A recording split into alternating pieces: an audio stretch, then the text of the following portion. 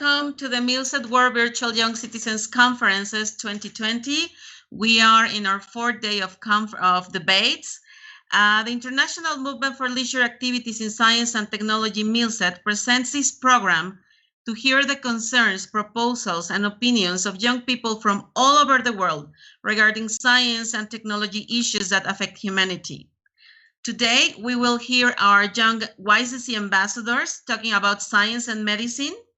We are sure their proposals will help to invent a new world and a better one.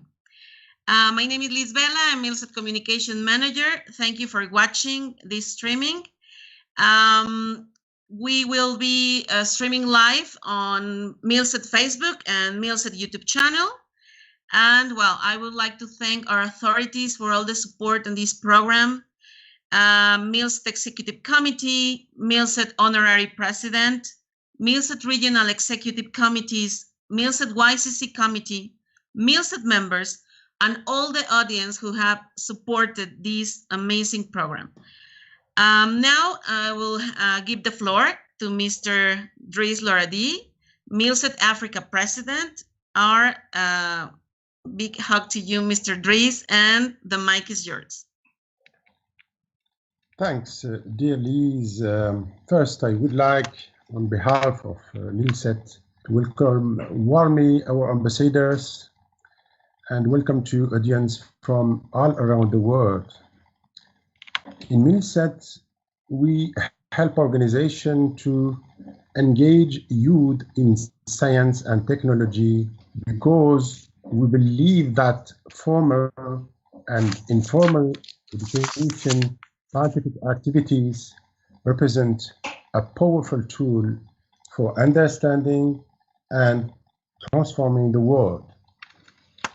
Today, our debate session is focused on the role of science and medicine. One phase of journey of science is the huge amount of discoveries and innovations which were beneficial for the humankind. The life expectancy increased, diseases eradicated, agricultural production boosted, and the living and transport condition improved thanks to fossil energy resources. But the other genocide of scientific progress is the weapons and the serious and irreversible degradation of our planet. In Milset, we believe that science must be at the service of the humanity, helping citizens to understand the big complexity of our natural and social environment in 21st century, surnamed Anthropocene era, and maybe soon surnamed the COVID-19 era. So much the health and economic and social damage are enormous. In Milset, we believe that science must be help the humanity to achieve a better quality of life in sustainable and healthy environment. Science must be help the humanity to build a world of peace and brotherhood against all kinds of exclusion, extremism, and violence. Louis Pasteur, the discoverer of microbes, said to us, "Science knows no country because knowledge belongs to humanity and is the torch which eliminates the world." The scientific community vision of the world mentioned in the Constitution of UNESCO is unique and transcends nations and religions. You, the young people today, you, the generation of tomorrow, you have a huge challenge to take up. Put science and medicine at the service of sustainable development respectful of nature and human dignity. I'm sure that with your collective intelligence, you will invent this new world. Thank you for your listening. Dear Barry, the mic is yours.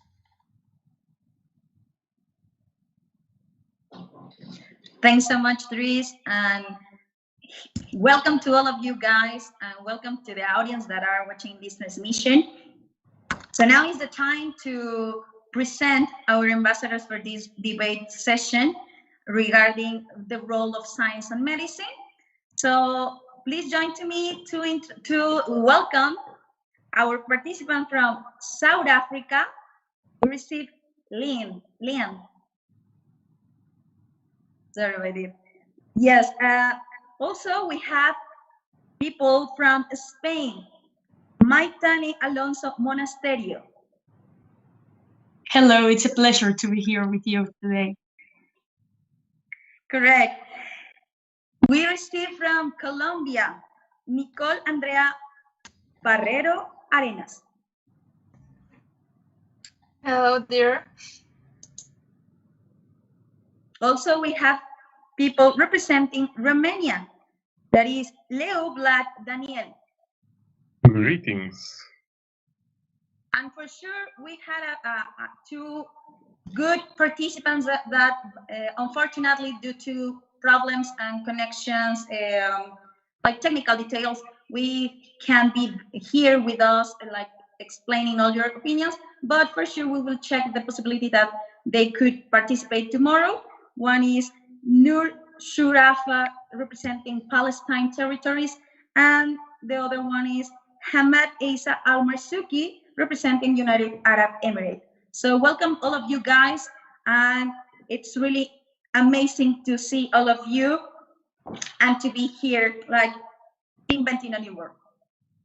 So, well, in this moment, I will just move so quickly in order to explain a little bit about the methodology that we will follow. As all of you ambassadors already know how we will run, but for the audience, in order that all of you that are watching this transmission understand perfectly what will happen.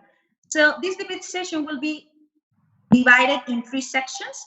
The first one is related on the concerns. We will be hearing 3 facts that our moderator, Ms. Liz Vela, will share with all of you in order to your opinions, your ideas regarding 3 key questions that also Liz will share with all of us, and start the discussion.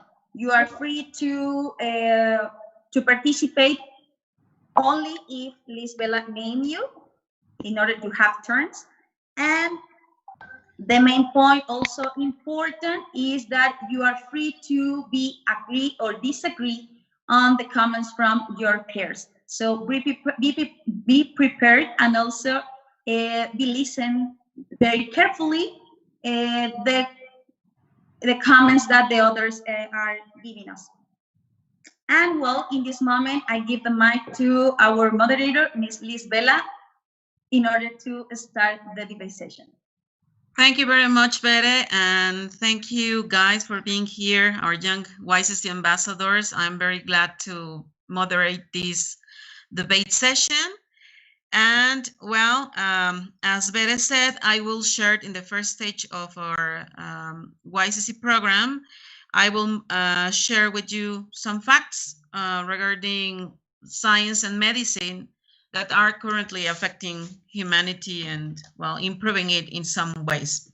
So the first thing I would like to share with you is about mental health. According to Mental Health, one of the most significant public health measures implemented during COVID-19 pandemic has been extended periods of lockdown, where whole populations have been advised to remain in their households other than to collect necessary supplies, to care for others, or to exercise. A study from India during the COVID-19 pandemic stress scores for post-traumatic stress disorder were reported by parents to be 4 times higher in children quarantined than those not quarantined.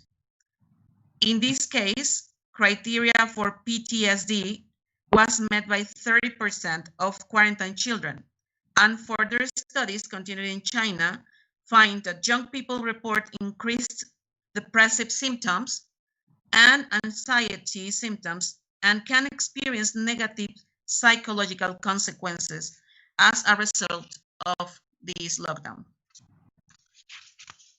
The second fact, based on World Economic Forum, mentions that the way that COVID-19 has resulted in a much more high-profile interrogation of science, society, and in some cases, policies that governments around the world have adopted to tackle the spread of the virus within their borders. Going forward, we need to be mindful that what science is understood to be and what it is used for can come down to something as simple as how it's communicated. One legacy of COVID-19 is that science is an organic part of decision-making, rather than just a tool that provides a solution when a specific challenge comes to light. Finally, according to the United Nations, the contribution of science, technology, and innovation in the face of COVID-19 crisis can be seen in several areas. First, in research and development to understand the diseases and its effects on the population, as well as for vaccines and medication. Second, in the management of critical supplies and equipment such as diagnostic tests, mechanical ventilators, and the development of applications for tracking and prevention. And third, in the economic recovery, with the development of digital platforms for health education and work at a distance, and also technological transfer and industrial reconversion. Well, these are some facts we are leaving on this topic. And well, now I will like to continue with the questions. I will really like to know your opinions about 3 key questions that will help us to invent a new world and live in a better one with these conditions. So I would like to start with the first question.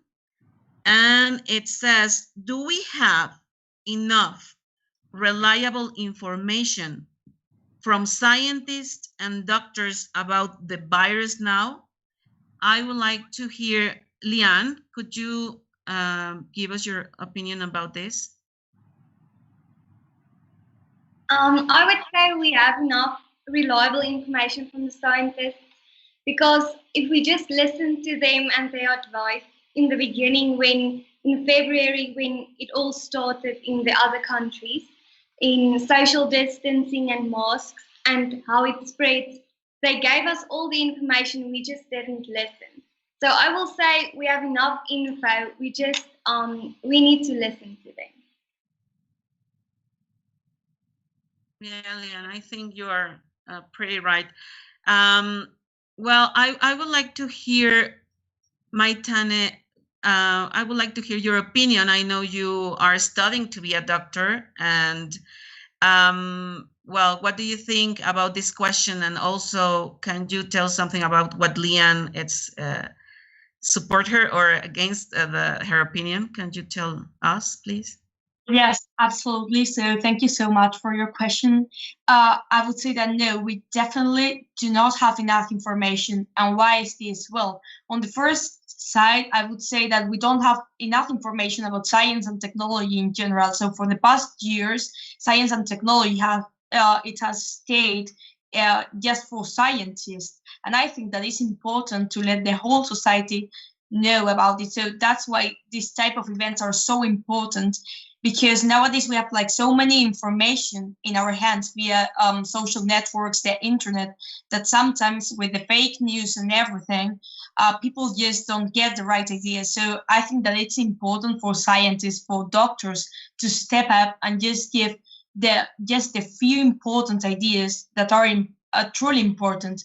because in the beginning of the pandemic, for example, there were so many contradictions. So, for example, the use of masks. In the beginning, they said no, then they said yes, then they said no again, and then they say absolutely important. So I think that in order to communicate to the society, there should be, the scientists step in the front line instead of the politicians saying whatever is convenient for them. Thank you very much for your opinion, Maitane. Well, we have like two different sides of the different opinions here.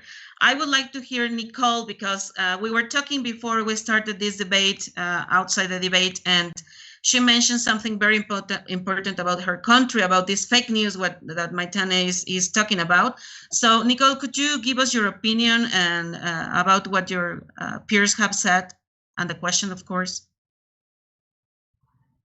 I am agree with my partners, but the science and doctors are dedicated to giving us information daily in the news about the virus, to keep us informed of the situation and to be able to prevent the continuous contagion that is taking place.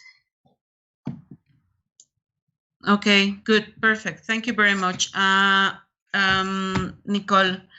Yeah, I think you have a point there. Leo, can you give us your opinion about what Nicole, Lian, and Maitane are saying? I think they have similar points in some parts, and they don't agree in some others. But what's your opinion about it, and what are you living in your country now regarding this situation? I would agree with Maitane, since I don't consider there's enough information on COVID to reach a conclusion on the treatments and the prevention measures that should be taken in order to reduce its toll on humanity. Ever since it first emerged at the end of 2019, I would say that thousands of superb scientists have been working to answer fundamental, vital, and unprecedented questions, like how fast does the virus spread if left unabated, how lethal is it, how many people have already had it, if so, are they immune? And for each of these questions, there are emerging answers, and we tend to share the consensus views. For example, without social distancing, COVID-19 would be a cataclysmic problem, and millions would die. But at the same time, I don't consider that there's a definitive answer on each of those questions, since academics must be able to express a broader range of interpretations and opinions.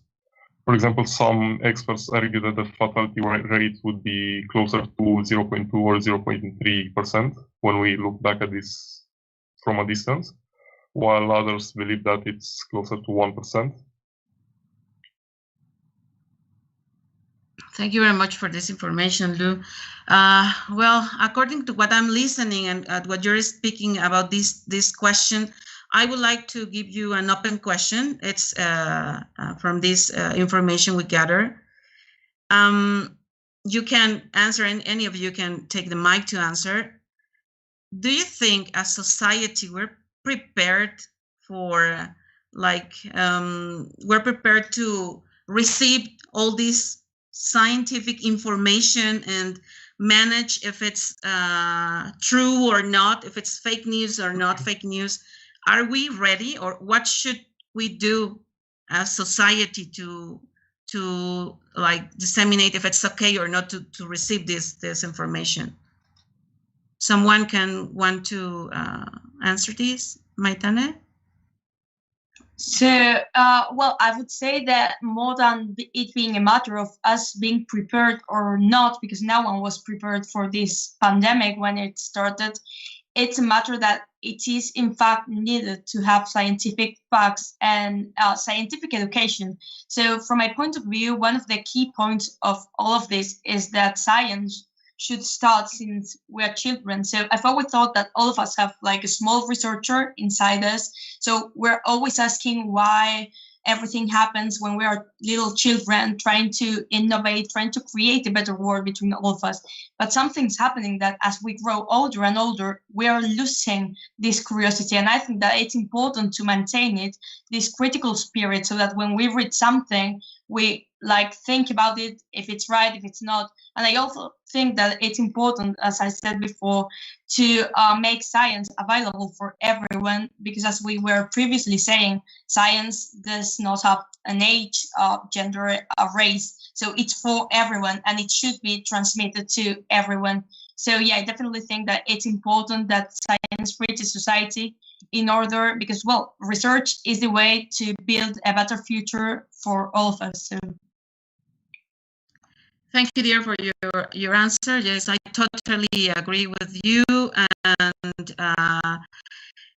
well, yeah, we need also what I was saying, the facts. We need to learn how to communicate, or older people who are working on this research need to learn how to communicate efficiently to kids, which are the future of our world. Yeah, for sure. Thank you very much, guys. I will move to the second question. Will governments and societies treat scientists with the same respect and listen to their advice equally, attentively after the pandemics? It's kind of connected to what we were saying, but do you think, well, this is possible? Luke, can you please mention something about this? Well, I would say that the greatest issue regarding scientists comes with society. To be clear, society has no obligation to take every scientist's idea seriously, and misinformation about COVID-19 is abundant, from snake oil cures to conspiracy theories about the origin of SARS-CoV-2. And the internet is awash with baseless, often harmful ideas that I personally denounce. Some ideas and people can and should be dismissed.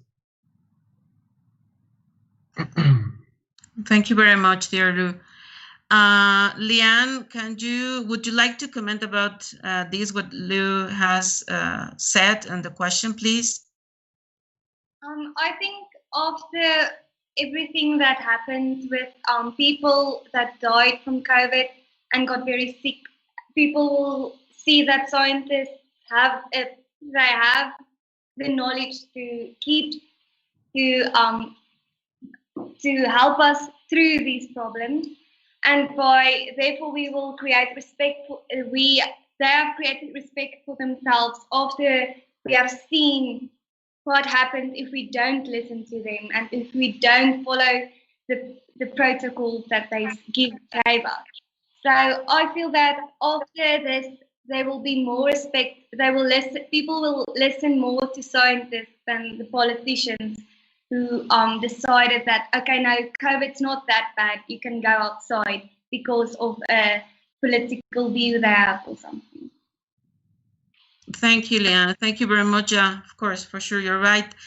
I would like to know the opinion of Nicole, because what Leanne said is something that Nicole is living in her country. So what's going on with the respect to scientists saying that we can't go out, but others, politicians, saying that yes? What are you living in your country, Nicole, and what do you think about this question? Well, I think some people think the science have the intelligence to help us avoid problems and diseases that can affect our health. But even so, there will people who, as soon as the pandemic ends, will stop giving importance to what the science say.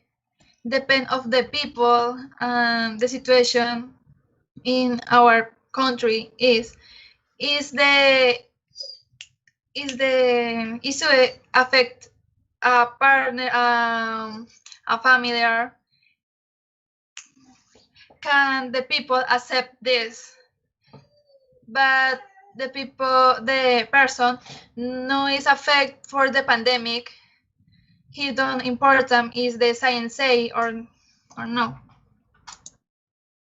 Yeah, so you mentioned that it's also a matter of what is your reality? What are you living inside your family, maybe, or your community? Yeah, because for some people, the situation is like nothing happens and they're surrounded. But yeah, it's what you meant with your comment. Thank you very much, Nicole. Thinking about this situation and what's happening only in our surroundings, do you think this could affect this understanding and respect to listen the scientists on what's going on and the measures we should take, Maitane? Well, so I'm always quite a positive person, but I think that my answer would be I hope so. I truly hope that people learn from this experience, because we were talking previously about how when society forgets the past they have lived, they are going to repeat the history is going to be repeated over and over again. So I think that this is a lesson we should be learning. And from my point of view, it's a matter of responsibility. I think that many people are not living these situations in their family or, well, with the people close to them. And I think that even if you don't live it close by, you should be responsible enough in order to know what's happening in the world, know about this terrible situation, and put everything you have in order to stop it. So just because your family hasn't had any COVID cases doesn't mean that you can go and party, or just because lockdown is over doesn't mean you can go and party, because then we're going to have another lockdown. And lockdown, you talked before about mental health matters in children. And I think that one of the problems was not being able to go to schools, because schools are not just about education, about learning facts, about learning maths or learning English. Schools are also about communicating. It's also about having relationship with people. And I think that's truly important. And I truly hope that we don't lose, this sense of caring for other people, because if there is one way we're going to get out of this situation, is all of us together. So I think we're on the same boat, and it's no sense that people are trying to, throw the boat from the river or something. Thank you very much for your opinion, Maitane. Yeah, you're right. It's a matter of caring about others. No, that's what we need to think. And new generations, I think here one of the points Maitane is raising, it's very important, and it's about caring about the others. I'm going to give a question, an open question. Please, Liane, Nicole, Lou, Maitane, let me know if you want to answer it. And well, the question is, do you think the measures taken to control the pandemic have been enough? What do you think, Lou? Or, well, anyone who wants to raise a voice. Liane, Lou? I think that the measures they took in my country specific wasn't enough. It was they didn't do it correctly, because in the beginning they were, when it was here, they didn't know how it's going to get out of hand, because they just thought it's a flu because they were uneducated. But then after they saw how fast it's spreading and what effects it has on the people, then they started the lockdown, but it was too late, because there were so many people infected, and then you were just stuck in your house with people infected, or people you love were infected, but you can't visit them or say anything to them. So I will say that no, the measures were not enough, and it was not on time taken. Thank you very much, Liane. Well, we will run to the next and final questions before you think about your proposal. So finally, we were mentioning that science is a matter of communication, right? So what is the role of science to avoid future pandemics? Lou? Well, inherently, science has a critical importance in most of the fields, if not all of the fields, including medicine and the prevention of pandemics. So I would say that science is essential to preventing future pandemics through researching the one second. Yeah, no worries. Through extensive research of the microbiological aspects of each and every disease, we could say, and the critical analysis of any possible viral outbreaks that could happen anywhere in the world. Okay, excellent. Thank you very much, Lou, for your opinion. What do you think about this, Maitane, about the question and what Lou is referring to? Well, about the question, science, the future, communication, my answer would be another question. So what's the point of researching if we're going to put all that research in a drawer and not make a positive impact on our society? So the point of research is making a positive impact on our society. And I think that everyone has to play a role in that. So that's why I think that the new generations that are coming should have a role in communicating science, because it's not just for, as we said before, scientists and everything. And then I was just thinking about what Leon said earlier about, you know, the COVID measures and everything. And I think that the COVID measures were late. The COVID measures weren't enough. And we could say that it's a new situation. It's normal that they were late. No, it's not. We're living a historical situation of change, but we're living a global situation. We're connected with other countries. It's not just what happens in your town, but we should have, this say that act local, but think global. So we should think about the whole world and try to make even our smallest action count. So pandemics, I don't think we're going to avoid future pandemics. As we can see in history, it's a cycle of pandemic, so there will be new viruses, there will be new challenges. I think that the point is that science, research, technology, they are the key in order to solve all of these problems that we have now and the ones we will have in the future.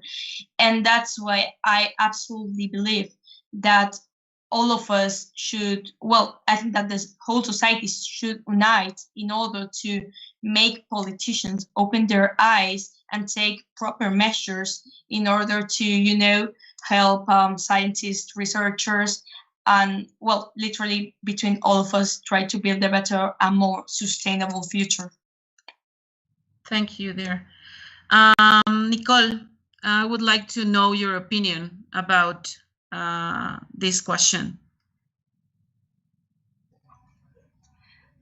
Well, I think the only thing I can say is that they're beginning to prepare for future pandemics or diseases that may threaten people's lives. I'm not referring to a cure or something to avoid it, but to try to maintain public control and avoid the issues can origin the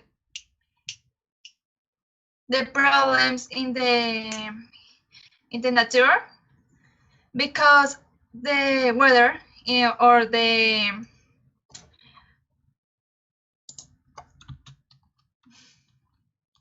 no worry, dear, take your time. Yes, or the nature is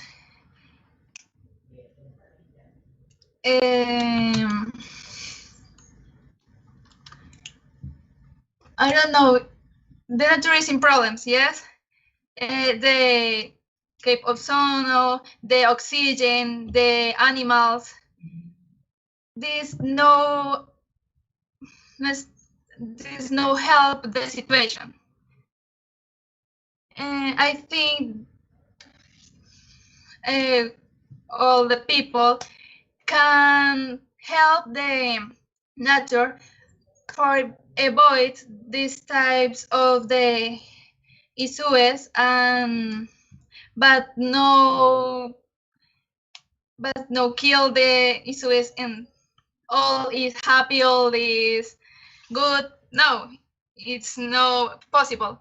But maybe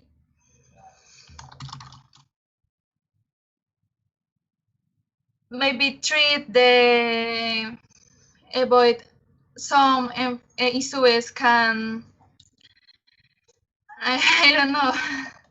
It's okay, dear, don't worry. Yeah. So also facing the truth, right? Like be real on what's going on. Yeah. Thank you, dear Nicole. Thank you very much. Leanne.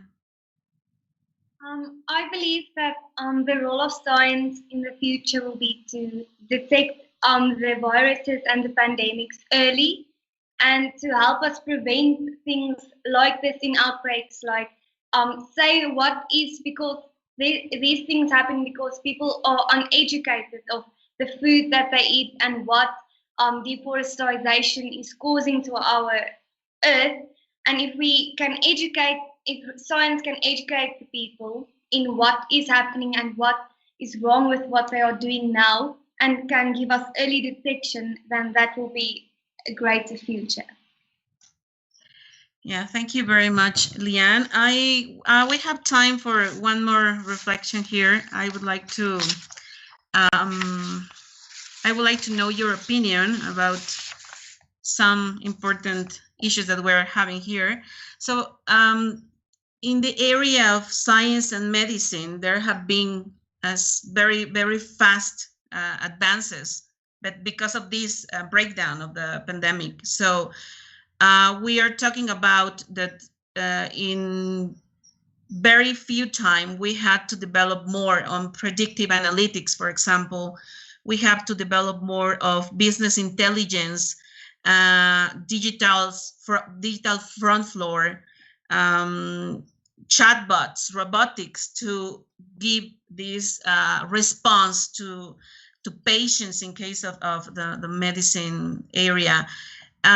From all the this digital stuff that we have been using to enhance and give an answer and from what you know of the new advances due to this pandemic, which will be for you the most important one, and which area will be developed to give answer to people and a fast answer in these pandemics, which I don't know, maybe predictive analytics, engineering and technology. So what do you think? What do you think it will be like, or it's the biggest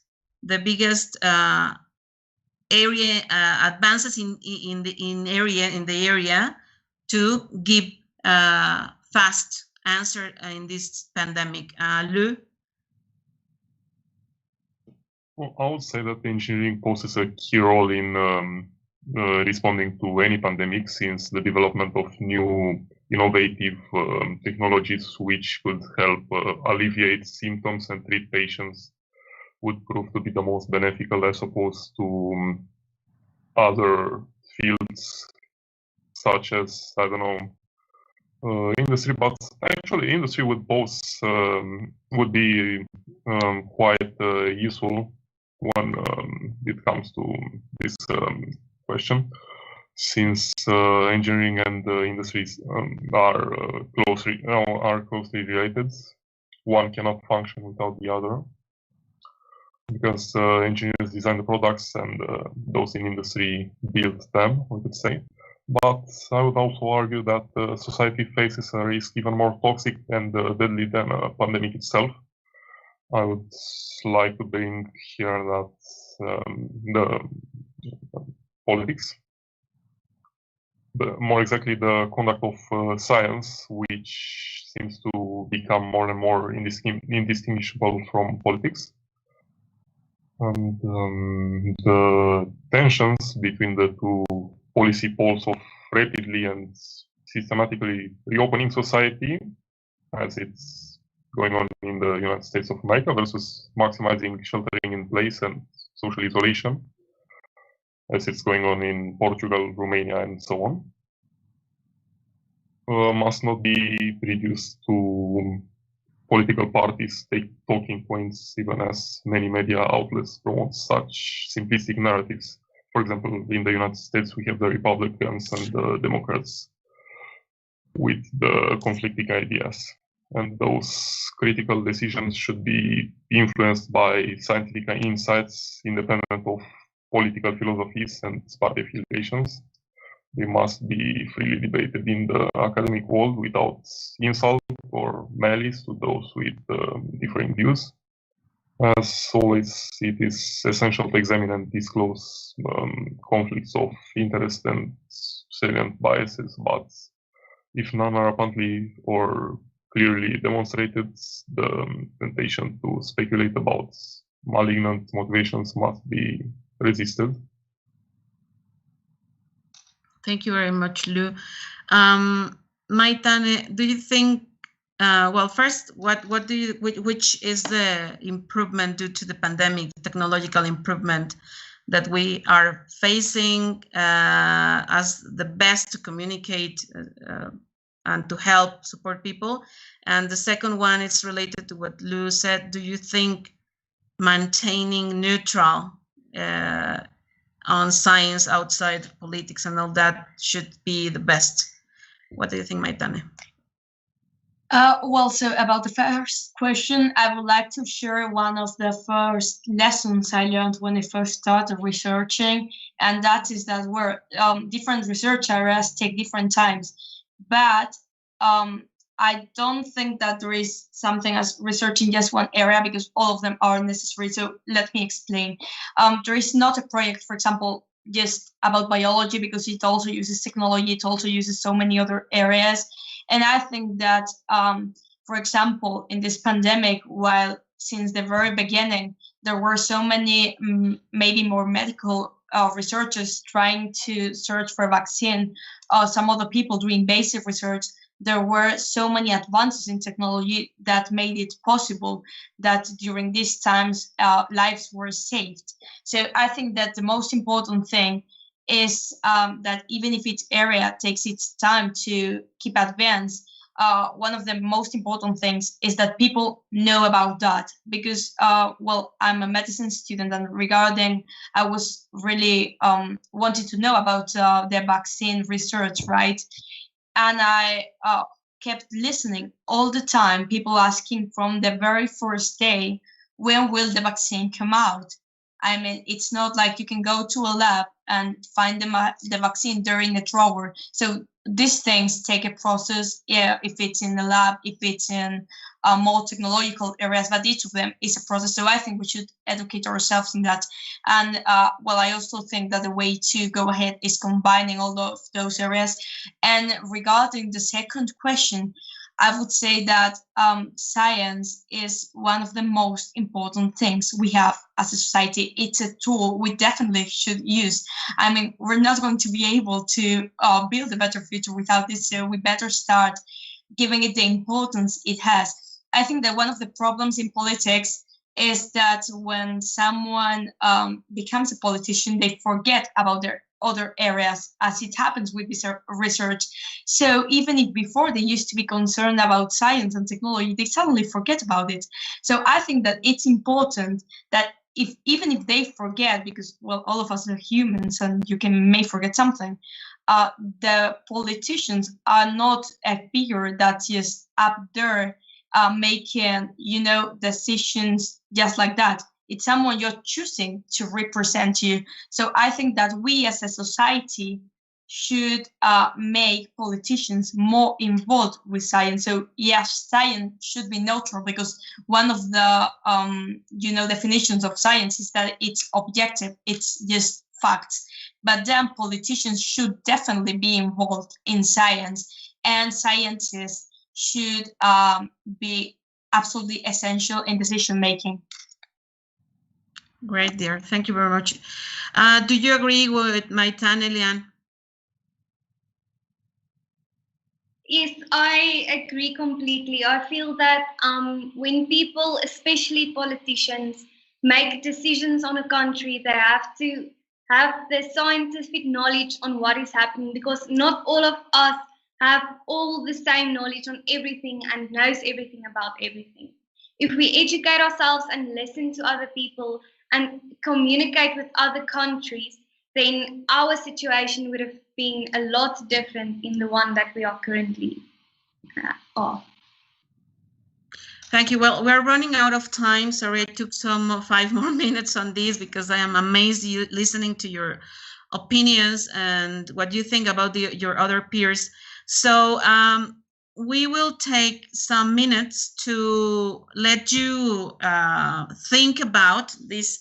The second, the next step of the methodology is to know about your proposals, to enhance or to have or live in a better world due to what we have discussed. So for the public, please give us some minutes. We will go out of the transmission a little bit. Don't go. Wait to listen what our WISES ambassador have to say. And for our dear ambassadors, we will let them think and find out their conclusions on this. Thank you very much, and we get back in some minutes.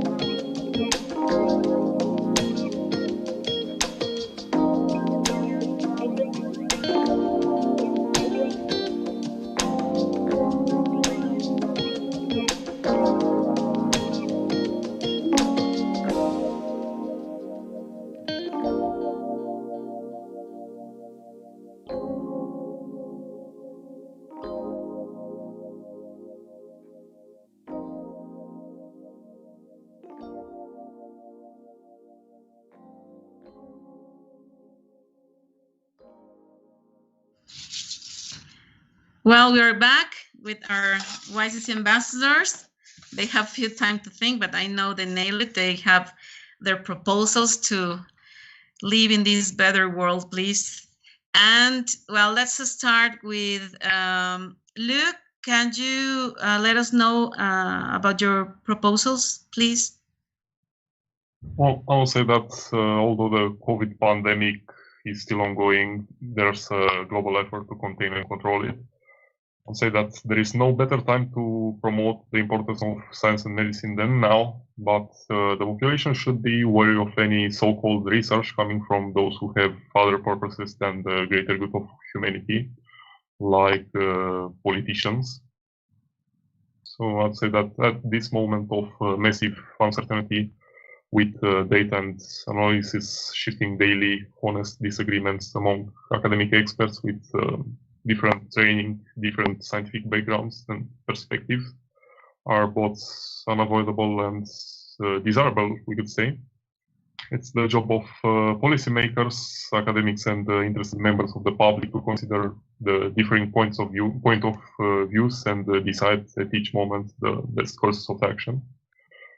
I would also like to mention that a minority view, even if it's ultimately mistaken, may beneficially temper excessive enthusiasm or insert needed caveats. This process, which reflects the scientific method and the culture that supports it, must be repeated tomorrow and the next day and the next and so on.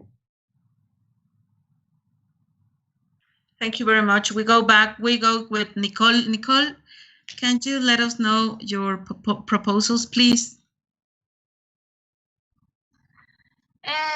Okay. One way may be to build a special facility where science from all over the world can meet to communicate with each other in case that something happens again. So they can talk about their opinions and possible solutions to the situation, since there will be several points of view that can facilitate the solution. My other proposal is the technological improvement of the elements of medicine, technicians that can help to build tools that can facilitate the work of doctors and make them more efficient. Thank you, dear. Thank you very much. Leanne? I propose that the world needs to fund science more so that solutions, prevention, and early actions can be more easily done and be without problems. We also need to encourage more people to go in STEM programs by creating more opportunities for them and to make it more and easily encourageable, easily detected for people to go, and not be just for the smart people that can go into science, because everyone is a scientist. You just need to encourage each other. Thank you very much, Leanne. Maitane? Well, so from my point of view, we're living in a society that's in constant growth. It's in constant change. Challenges are on their way in the near future. And I think that the most important thing is to take action. One of the worst things that I've seen during this pandemic is people, instead of trying to make their actions count, trying to make a positive impact in their society, they just pointed at other people who were doing the wrong thing. I don't think it's time to point at anyone. I don't think it's time to think about your country, about your political party, about your opinion. I don't think it's time to think about just yourself. I think it's time to stop being, so individualist and start thinking globally, start thinking about other people, start taking action, and start educating other people in order so that they also take action, because your action added to theirs, added to the one of every single person in this world, it's what's going to help and build a better future for all of us. So I absolutely believe that science should stay always objective. As we were talking before, politics should be apart from it. and science should be ruling politics and not the other way around. So my proposal is stop thinking about yourself, about your political party, about this type of thing. Start thinking about the others, and above all, start acting, because the world is changing at this moment. At the moment to build a better future for all of us is now. Thank you very much, Maitane. Thank you, all of you guys. What I learned today from you, it's that we all are scientists and we should care for others as well. So, well, we have get into the end of this debate. We are very, very, very happy, and I know the audience, it's also amazed on these kids that will represent us, not in the future, they are representing us now. And well, thank you very much. I will give the floor to Bere to close this debate. Thanks so much, Liz, and thanks so much all of you guys, our ambassadors that were amazing and gave us a statement. I think that one of the conclusions of this debate session is that the role of science is crucial in the present and in the future of any society, no matter where they are coming from. We are in the same world, and we think that the society should be more involved and more prepared about science, the science knowledge, in order to avoid fake news, fake information, and to have this idea of fast response and the most good response possible. So thanks so much for everyone that are also watching this transmission. We invite you to watch us tomorrow, because we will have the 5 debate session regarding also the role of science and medicine with another ambassadors from other countries with a little higher ages. But let's continue inventing a new world. Thanks so much. Say bye, guys. Goodbye. Then go.